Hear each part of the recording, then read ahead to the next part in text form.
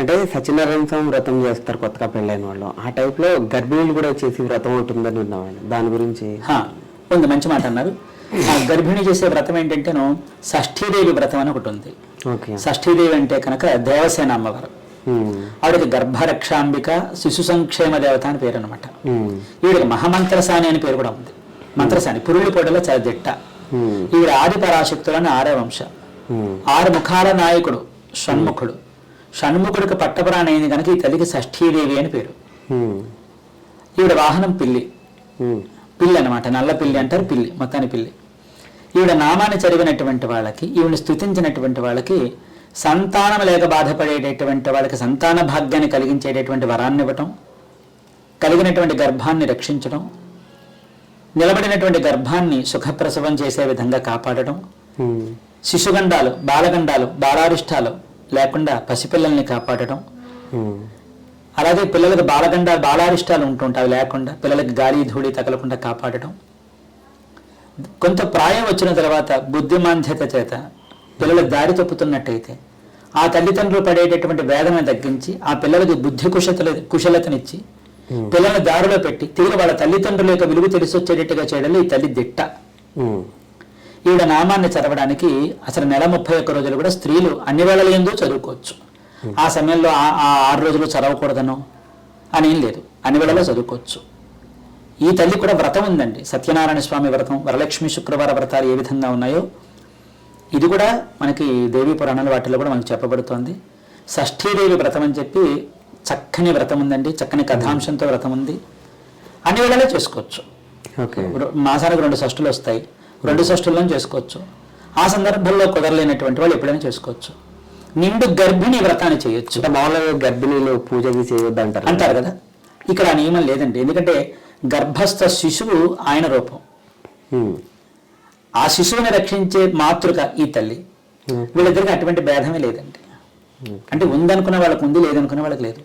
కానీ ఈయన తత్వంతో కనుక పోల్చినట్టయితే ఆ విత్తనమే ఈయన. అందుకే తమిళంలో ఆయనకి పళని విత్తగా అని పేరు అనమాట. అంటే ఫలాలు అందించడానికి ఆయన విత్తన దశ అని. వంశం అనేటటువంటి వృక్షాన్ని మనకు అందించడానికి, వరఫలాన్ని వంశఫలాన్ని అందించడానికి ఆయనే విత్తనం అన్నమాట. ఆ విత్తనం తన యజమానిది కనుక ఆ విత్తనాన్ని ఫలదాయం చేసే తల్లి షష్ఠీదేవి దేవసేన. అంటే అందుకనే రక్షిస్తుంది. ఆ వంశం ఆవిడది కదా. గర్భస్థ శిశువు అంటే మనుషులకే కాదు, ఏ జీవరాశికైనా అక్కడ ఆయనే ఫలదాయకుడు. ఆ విత్తనాన్ని రక్షించి ఫలదాయం చేసే సంరక్షించే తల్లి ఈ తల్లి. అందుకే వీడికి మహామంత్రసాని అని పేరు, పురుడి పొడల దిట్ట. ఈ వ్రతాన్ని పురుడు వచ్చినటువంటి 6వ రోజున పురుటి మంచం మీద కూర్చుని ఆ బిడ్డని కన్నా తల్లి తండ్రి ఆ బిడ్డను ఒంట్లో పెట్టుకుని ఒక గొడ్రాయిని ఒకటి పక్కన పెట్టుకుని, అంటే రుబ్రోల పత్రం ఏదో రాయి పెట్టుకుని ఈ వ్రతాన్ని చేస్తారు. ఆ మంచం మీదే 6వ రోజునే. ఇది వ్రత కథల్లోనే ఉంది. అంటే పురుడు వచ్చినటువంటి వాళ్ళని ముట్టుకోకూడదు, వాళ్ళ దగ్గరికి వెళ్తే మనం స్నానం చేయాలి, కానీ ఇక్కడ లేదు లేదు. అక్కడికి వచ్చినటువంటి వీళ్ళందరూ కూడా వీళ్ళు బొట్టు అమ్మాయి బొట్టు పెడుతుంది.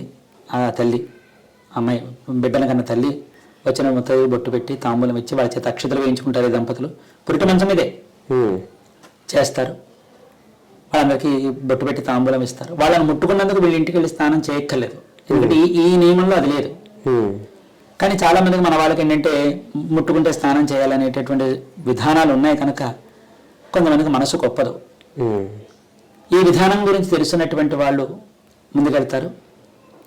పాత విధానంలో ఉండి మనం పూర్వం మన పెద్దవాళ్ళు ముట్టుకుంటే స్నానం చేయాలనుకునేటటువంటి వాళ్ళు జీర్ణించుకోలేరు కనుక గబుక్కని రాలేరు. కానీ ఈ నియమంలోకి వెళ్ళిపోదాం అనుకున్న వాళ్ళు వస్తారు. ఈ విధంగా చేసే అవకాశం ఉంటే వాళ్ళకి భోజనాలు పెట్టి చక్కగా చేయొచ్చు. చాలా ఘనంగా ఉంటుంది. అలాగే పురుడు గర్భిణి 9వ నెలలో కూడా చేసుకోవచ్చు. 6వ నెలలో ఈ వ్రతాన్ని చేస్తారు, ఘనంగా చేస్తారు. అన్ని సందర్భాలలోనే కూడా ఈ వ్రతాన్ని చేసుకోవచ్చు. పిల్లలు కలగాల్సిన వాళ్ళు మాత్రమే కాదు, పిల్లలు ఇంతంత పిల్లల దగ్గర నుంచి పెద్దవాళ్ళు అయిపోయాక కూడా చేసుకోవచ్చు. పిల్లలు ఉన్నవాళ్ళు, పిల్లలు లేని వాళ్ళు, ఆడవాళ్ళు, మగవాళ్ళు అన్ని తరహాల వాళ్ళు చేసుకోవచ్చు. చెప్తారు గురుగారు షష్ఠీదేవి వ్రత విధానం. ఆ వ్రత విధానం చాలా పెద్దగా ఉందండి. ఒక వ్రత విధానంలో కనుక వెళ్ళినట్లయితే ఈ వ్రతాన్ని అన్ని తరహాల వాళ్ళు చేయొచ్చు అని చెప్పాను కదా. ప్రియవ్రతుడు అనేటటువంటి వాడు, అంటే అంతకుముందు మనకి భూమి మీద మానవ మనుగడ లేదు అని ఉన్నప్పుడు బ్రహ్మదేవుడు ఏంటంటే బ్రహ్మ మానసపుత్రుడిని సృష్టించి మానసపుత్రికను కూడా బ్రహ్మ మానసపుత్రికను కూడా మళ్ళీ మనువుతో సహా సృష్టించి వివాహం వాళ్ళకి చేసి వంశాన్ని అంటే మానవ జన్మను వృద్ధిలోకి తీసుకురావాలనే దృక్పథంతో వాళ్ళకి వివాహ భాగ్యాన్ని కలిగించి వాళ్ళ ద్వారా ప్రియవ్రతుడు అనేటటువంటి పుత్రుని కన్నారనమాట. ఆ ప్రియవ్రతుడు బ్రహ్మజ్ఞానంతో పుట్టాడు కనుక అతనికి బ్రహ్మచర్య దీక్షలో బ్రహ్మతత్వాన్ని తెలుసుకోవాలనేటటువంటి కోరికతో ఉన్నాడనమాట. అది తెలిసినటువంటి బ్రహ్మదేవుడు ఏం చేస్తారంటే మనువుని పిలిచి, ఓ మనువు, నీ కుమారుడు బ్రహ్మచర్య వ్రతాన్ని తీసుకుందాం అని అనుకుంటున్నాడు. అలా తీసుకుంటే మానవ జాతి ఉత్పన్నం అవ్వదు కదా, మానవ జాతి కోసమే కదా నేను ఈ భూమి మీదకి పంపించాను.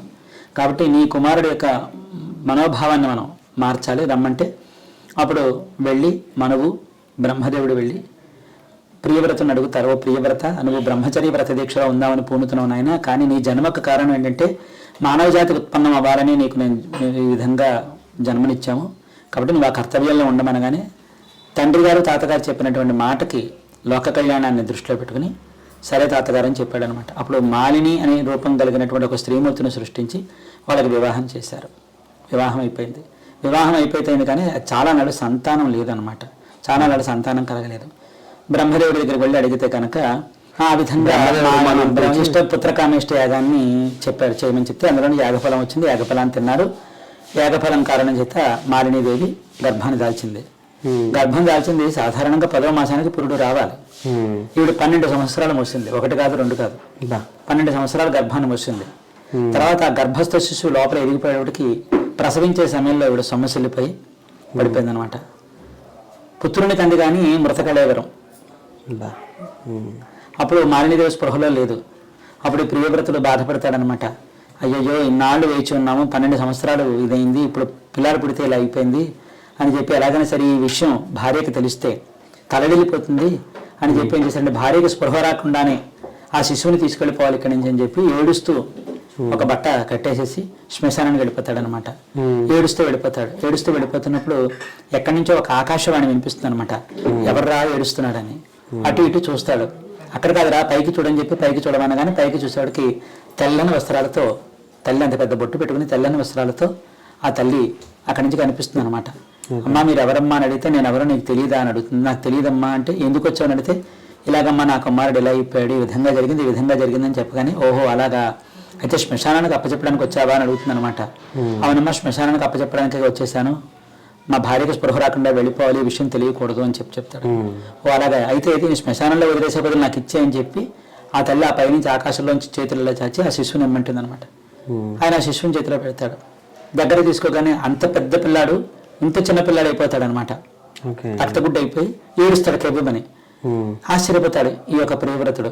అయిపోయి ఇదేమిటమ్మా ఈ విధంగా ఏడుస్తున్నాడు అని అడిగితే, అవును నీ దగ్గరకు వచ్చాక ప్రాణం వచ్చిందంటే నేను ప్రాణరక్షక చేస్తాను, శిశురక్షణ చేస్తాను, నేను వెళ్ళంటే అదేమిటమ్మా వెళ్ళమంటున్నావు అంటే, మరి అవును వదిలేయడానికి వచ్చావు కదా అని అడిగితే, అవునమ్మా అప్పుడు జీవం లేదు వదిలేయడానికి వచ్చాను, జీవం వచ్చింది ఎవరికి ప్రాణం ఒప్పుతుందమ్మా అని అడిగితే, అదే కావాలా, సరే ఇస్తాను, నేను ఒక దాన్ని ఉన్నానని జగత్తుకు నువ్వు చాటి చెప్పాలి, నువ్వు పడే బాధ ఇంకెవరూ పడకూడదు, నేను ఒక బిడ్డను రక్షించే తల్లి నేను ఒక దాన్ని ఉన్నాను నువ్వు చెప్పాలంటే చెప్తానమ్మా, ఎవరమ్మంటే నేను షష్ఠీదేవి అంటారు, సుబ్రహ్మణ్యేశ్వరుడు పెద్ద పట్టుపురాణిని, నేను షష్ఠీదేవి అంటారు, నన్ను దేవసేన అమ్మవారిని, నా ఈ వ్రతాన్ని కనుక ఈ విధంగా ఆచరించినట్లయితే సంతానం లేక బాధపడే వాళ్ళకి సంతానం కలుగుతుంది, గర్భరక్షణ శిశురక్షణ జరుగుతుంది, గర్భస్రావాలు అవ్వకుండా రక్షిస్తాను, వంధ్య దోషాలను పోగొడతాను స్త్రీలకి, కాబట్టి పిల్లలకు బాలగండాలు బాలారిష్టాలు లేకుండా చూస్తాను, బుద్ధిమాంద్యత చేత చెడిపోతున్న పిల్లల్ని దారిలో పెట్టి వాళ్ళకి బుద్ధి కుశలతలు చేస్తాను, ఈ వ్రతాన్ని ఈ విధంగా చేస్తావా, రేపు రాబోయేటటువంటి ఈ పిల్లాడు అందుకున్న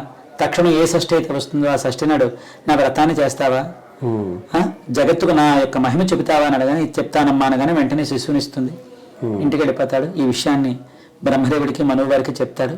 తప్పకుండా ఋషులని దేవతలందరినీ పిలిపించి ఈ వ్రతాన్ని చేస్తారు. తద్వారా అక్కడి నుంచి షష్ఠీదేవి వ్రతం అంటూ ఒకటి ఉందని, ఈ విధంగా చేసినట్టయితే దాని ఫలితం ఈ విధంగా ఉంటుందని చెప్పి చెప్పడం జరిగిందన్నమాట. ఇది ఇవాళ నిన్న కొత్తదేం కాదండి. ఈ వ్రతం అనాది వ్రతం, చాలా పురాతనమైన వ్రతం. మన వాళ్ళకి అవగాహన లేదు. కానీ నేను ఇక్కడ చాలా మందికి వేల సంఖ్యలో అనేక మందికి నేను చేయించాను. గతంలో చెప్పాను కదా, కరోనా ముందు వరకు నేను చేయించాను. ఇప్పుడు ఏంటంటే అందరికీ కూడా నేను ఉండేటటువంటి మాధ్యమం ద్వారా ఎవరో యూట్యూబ్ ద్వారా కానీ లేకపోతే ఇన్స్టాగ్రామ్లో ఉంటున్నా అక్కడ కానీ నేను అడపదడప సుబ్రహ్మణ్య స్వామి యొక్క చాలా మంది తెలియదండి, చాలా మందికి తెలియదమ్మా, తెలియదు.